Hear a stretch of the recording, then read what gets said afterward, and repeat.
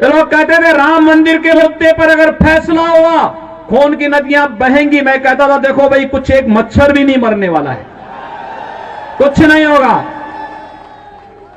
न्यायालय मेरिट के आधार पर फैसला करे, फैसले को लागू हम करेंगे। और किसी के माई के लाल पे हिम्मत है उत्तर प्रदेश में उपद्रव करके दिखा दे। पहले कश्मीर में पत्थरबाज पत्थर फेंक करके पाकिस्तान का पैसा लेकर के भारत की संपत्ति को नुकसान पहुंचा करके उन्हें क्षतिग्रस्त करते थे।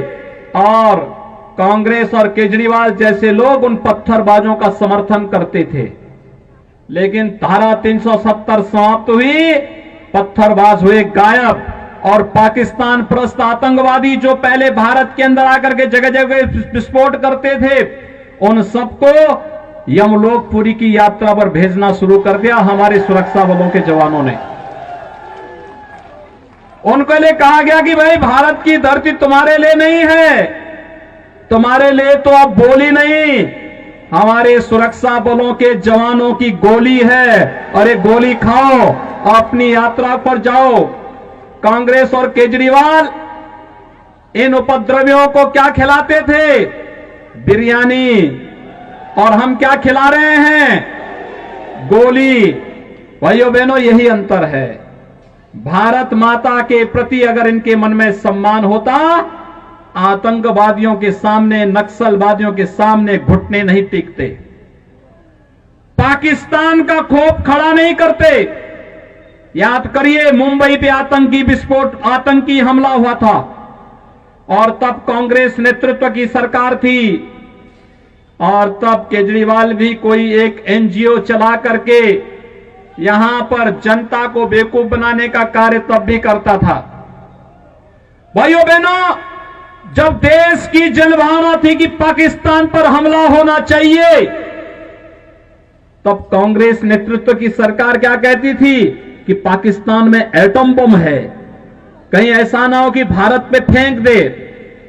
लेकिन इस बार आपने देखा होगा, फरवरी माह में जब पुलवामा में हमला होता है तो मोदी जी ने अगले दिन ही कहा, उन्होंने कहा था, भाइयों बहनों, यही फरवरी का महीना था और तब 1 वर्ष पहले प्रधानमंत्री मोदी जी ने कहा था कि यह देश की सेना तय करेगी, मूर्ति भी तय करेगी, स्थान भी तय करेगी और पाकिस्तान ने जो किया है उसको उसकी सजा अवश्य दी जाएगी। और पाकिस्तान के अंदर एयर स्ट्राइक होता है। इमरान खान दुनिया के अंदर आपने देखा होगा, जान की भीख मांगते हुए घूमता हुआ फिर रहा था और उस समय इमरान खान ने कह रहा था कि भारत हमला कर देगा। तस्वीर बदल गई।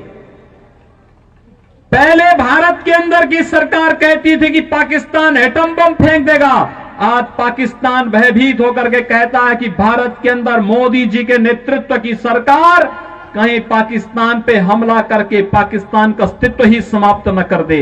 भारत के दुश्मन, पाकिस्तान की भाषा बोलने वाले लोग आज जगह जगह धरना प्रदर्शन करके भारत की व्यवस्था को जैसे अव्यवस्था पैदा करने का कार्य कर रहे हैं। भाइयों बहनों, ये जो धरने नागरिकता कानून के विरोध में जगह जगह किए जा रहे हैं और पाकिस्तान के एक मंत्री के द्वारा केजरीवाल के समर्थन में बयान जारी करना, ये सब कड़ी एक दूसरे के साथ जोड़ता हुआ दिखाई देता है। और यही अपील करने के लिए आज हम सब आपके बीच आए हैं। आपने देखा होगा, कश्मीर में धारा 370 समाप्त हुई, 3 तलाक की कुप्रथा सदैव के लिए समाप्त हो गई।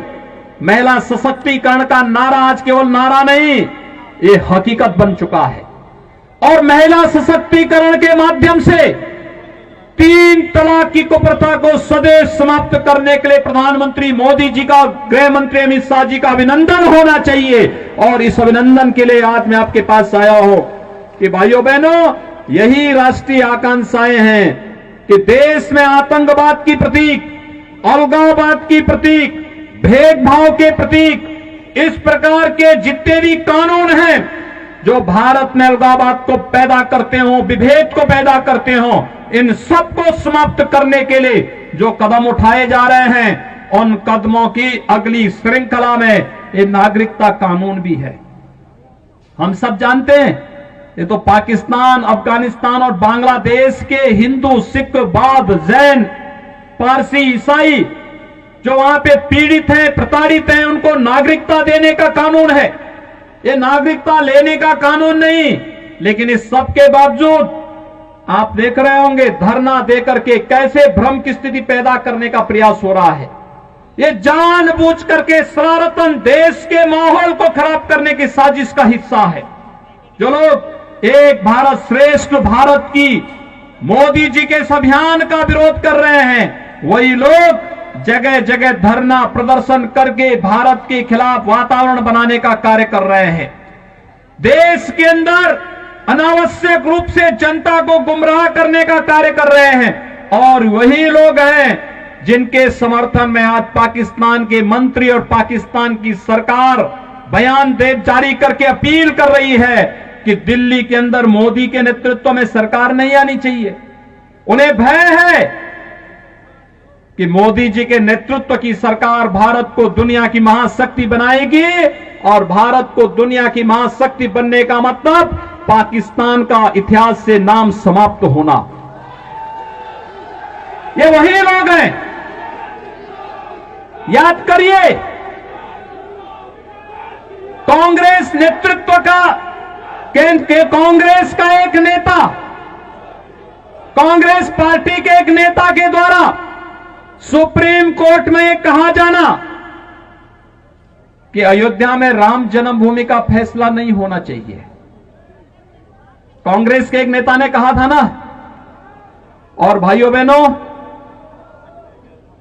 500 वर्षों के बाद आप में से जितने भी लोग 35-40 वर्ष के होंगे, वह हर व्यक्ति अयोध्या में राम जन्मभूमि आंदोलन के साथ प्रत्यक्ष और अप्रत्यक्ष रूप से जुड़ा रहा है। जिनकी उम्र कम है, उनके परिवार का कोई न कोई सदस्य किसी न किसी रूप में इस अभियान के साथ जुड़ा रहा है। कांग्रेस जिस मामले को लटकाती थी, क्योंकि कांग्रेस से पहले अंग्रेजों का शासन था, अंग्रेज भी लटकाते थे। उससे पहले मुगलों का शासन था।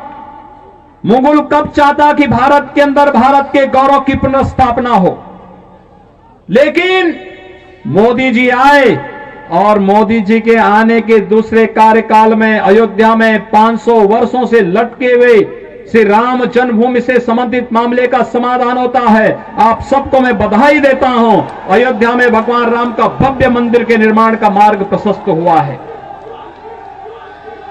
अयोध्या में भगवान राम का भव्य मंदिर का निर्माण होने जा रहा है। कोई संदेह किसी को नहीं होना चाहिए।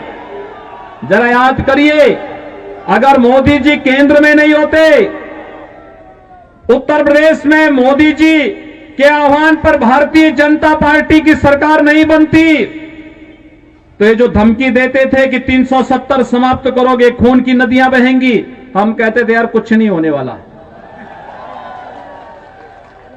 ये लोग कहते थे राम मंदिर के मुद्दे पर अगर फैसला हुआ खून की नदियां बहेंगी। मैं कहता था देखो भाई, कुछ एक मच्छर भी नहीं मरने वाला है, कुछ नहीं होगा। न्यायालय मेरिट के आधार पर फैसला करे, फैसले को लागू हम करेंगे। और किसी के माई के लाल पे हिम्मत है उत्तर प्रदेश में उपद्रव करके दिखा दे।